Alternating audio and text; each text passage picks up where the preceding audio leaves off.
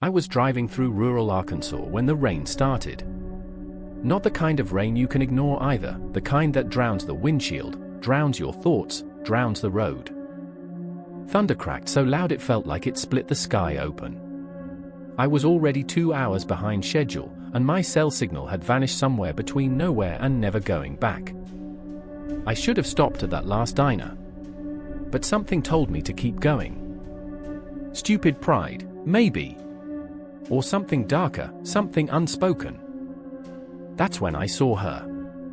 A girl. Standing alone on the shoulder of the road.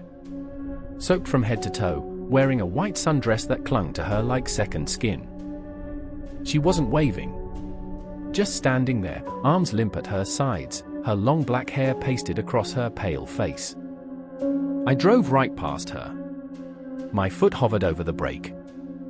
Then my conscience grabbed the wheel. She could die out here. I reversed. Slowly. Watching her in the review as she just stood there. Not moving. Not reacting. She didn't even flinch as lightning split the horizon behind her, lighting her up like a negative film reel. When I rolled down the window, the storm roared in with it. "You okay?" I shouted. "Need a ride?" She didn't say a word, just nodded once. She got in, water pooling on the leather seat. I turned the heater up and tried not to look at her directly. There was something off about the way she moved. Too slow, like each gesture had to fight through water. I cleared my throat. "You out here alone?" No answer. Her head tilted toward the window. "You got a name?" "Cora." Her voice was barely audible over the storm. It was raspy, like she hadn't spoken in years. "Well, Cora, you're lucky I came by. Not much traffic out here at this hour." She nodded again. That's when I noticed something strange. Her bare feet. They were covered in mud and cuts. Her toenails were cracked. There was a chain mark on one ankle, red, raw, like something had been binding her. I tried not to react. "You live nearby?" "No," she turned to me slowly, eyes finally meeting mine. "I died here." I laughed before I even realized she was serious. "What?" "I died on this road," she said, her voice as cold as the rain. 7 years ago. Same night. Same storm." I stared at her. Then looked back at the road. She was gone. I slammed the brakes. The passenger seat was soaked, but empty. I checked the rear view, the side mirrors. Nothing. Just my own panicked face, staring back. I sat there, paralyzed, until I saw something move in the mirror. Behind me, standing dead center in the road, was Cora. Her hair hung limp, her head bowed. Then she looked up. And smiled. But it wasn't a smile you'd want to see in the dark. It was crooked. Hungry. Too wide. I floored it. The tires squealed on the wet asphalt. I didn't look back. 10 miles later, I finally pulled over at a gas station. I stumbled inside, still shaking, and told the cashier everything. He just stared at me for a long moment. Then he said, "You're not the first one to see her." I blinked. "She died right near mile marker 211, he said. "Car flipped during a storm. Her body was found in the ditch, still in that white dress. Every year around this time, someone picks her up. And what happens to them?" He shook his head. "Some don't make it far." That night, I didn't sleep. I sat in my motel room, staring at the door. Around 3:12 a.m. I heard 3 knocks. Soft. Deliberate.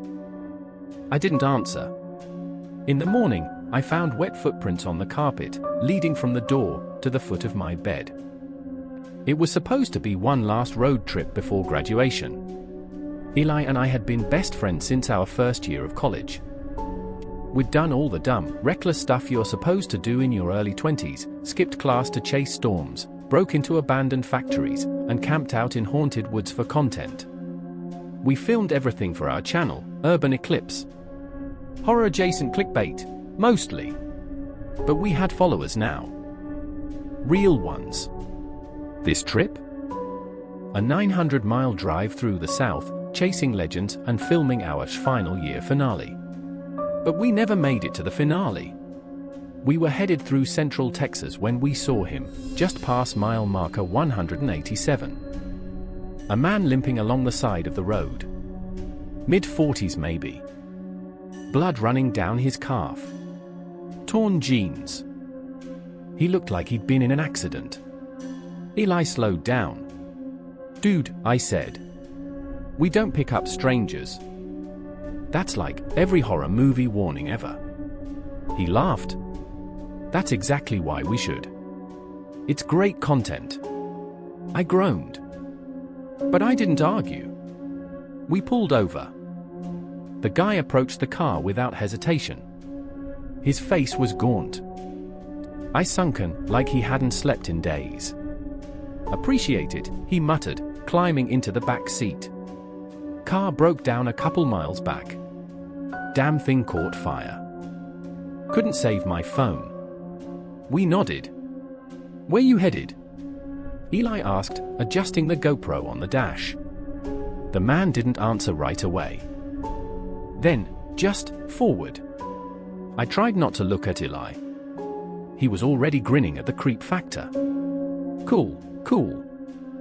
We'll take you as far as we can," Eli said. The storm hit about 30 minutes later. And just like that, we lost all cell signal. The man in the back hadn't spoken another word. He just sat there, staring at the seat in front of him, hands clasped between his knees. I whispered to Eli, "Something's not right." "No kidding," he said. "This is gold." Another 10 minutes passed. Then Eli glanced in the rear view and froze. He tapped me. I turned around. The back seat was empty. "What the?" We both spun around. I looked at the road. No one had opened a door. The locks were still down. The guy had vanished into thin air. A flash of lightning lit up the dashboard. And that's when I saw it. Bloody fingerprints on the inside of the rear window. I hit the brakes so hard we almost spun off the road. We got out. Searched everywhere. The rain soaked us to the bone. No signs of him. No footprints. Just the howling wind and thunder. Back in the car, Eli replayed the footage from the dash cam. The man gets in. Sits there for 25 minutes. Then, he turns slowly toward the camera. And smiles. It's the same twisted grin I'd seen online once in one of those dark web compilations. It didn't belong on a human face. Eli paused the video. The man's eyes were pure black in the frame. "No way that's real," he muttered. We drove in silence until we reached the nearest town. A dusty place called Harper's Hollow. Looked like it hadn't changed since the 50s. We stopped at a roadside diner to dry off and collect ourselves. Inside, an old man behind the counter took one look at us and said, "You'll pick him up." I blinked. "What?" "Mile 187. Lot of folks make that mistake." Eli looked pale. Who is he?" The old man poured coffee with a shaky hand. "They say he was a drifter. Died back in '93. Burned alive in his car right off that stretch. He's stuck now. Wanders the road, looking for someone to take him home. But he just disappeared," I whispered. "He was gone." The man nodded. "If he likes you, he'll follow." We left Harper's Hollow before dark. By midnight, Eli was acting strange. Real strange. Kept twitching. Mumbling. Said he could see something in the rearview mirror. Even though there was no one back there. When I asked him what he meant, he just whispered, "He's sitting behind me." I looked. There was nothing there. I told Eli to pull over, I'd drive. But he refused. Then, just before dawn, he started screaming. The car swerved. We hit the guardrail and spun out. When I came to, the windshield was shattered and Eli was gone. The driver's seat was soaked with blood. But there were no footprints. No body. Nothing. I searched for hours before the police came. They never found him. Dashcam footage? Corrupted. But I still remember that smile. Same as the girl in the white dress. Truckers talk. We swap stories over diner coffee and cheap cigarettes, half of them lies, the other half too strange to be. But there's one story I've never told. Not until now. It was early September, 7 years ago, somewhere between El Paso and Lordsburg. Long stretch of desert highway, black sky smeared with stars. I was hauling cargo overnight, a quiet, lonely run. My CB radio was dead, the phone had no signal, and the desert felt like it went on forever. I'd just passed mile marker 237 when I saw someone walking on the shoulder. Now look, I've driven for 30 years. I've seen deer, coyotes, even weird desert lights, but I've never stopped for a pedestrian in the middle of the night. You don't do that out here. It's just not safe for them or you. But something made me hit the brakes. She looked like she was about 19. Long black hair, white sundress, barefoot. She stood in my headlights, unmoving. And even through the windshield, I could see it, her eyes were already looking at me. I honked once. She didn't flinch. Just started walking toward the cab. I leaned over and unlocked the door before I could stop myself. She climbed up without a word.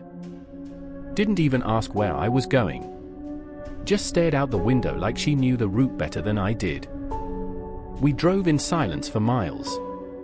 Finally, I asked, "You all right?" She nodded. "Where you headed?" "Home."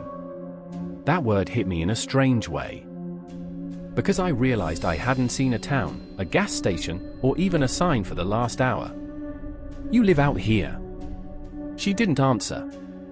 Then she whispered, "It doesn't stop." "What doesn't?" "The road. It never ends." "Not for me." I glanced over. Tears were running down her cheeks. Silent. "Steady. You okay, miss?" She turned to me slowly. "Do you remember me?" The hair stood up on my neck. "What?" Her mouth twisted into that grin. That same grin I'd heard about. That drivers whispered about. The one they joked would follow you past state lines. "I remember you," she said. She reached into her dress pocket and pulled out a broken keychain. My keychain. The one I lost on this exact stretch of road 5 years earlier. The night I hit something in the dark, something I never stopped for. Something I prayed was just a deer. "I tried to get in then," she said. "But you left me there." My breath caught. I didn't know what to say. She leaned closer. "You felt it, didn't you? That bump, the way the truck shook." My vision blurred. "I didn't know you did." The lights on the dash flickered. Then everything went black. Engine dead. Lights gone. My rig glided to a silent stop on the side of the road, as if something had taken control. I tried the ignition. Nothing. I turned to her, but she was gone. Only the keychain remained, resting on the seat beside me. Wet with blood.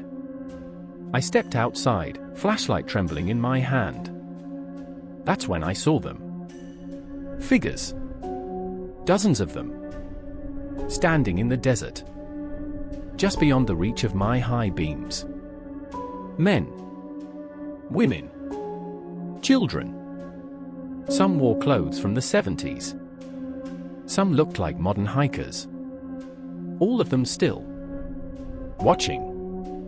Each one a hitchhiker. each one who never made it home. And in the center stood her. White dress, black hair, face blank.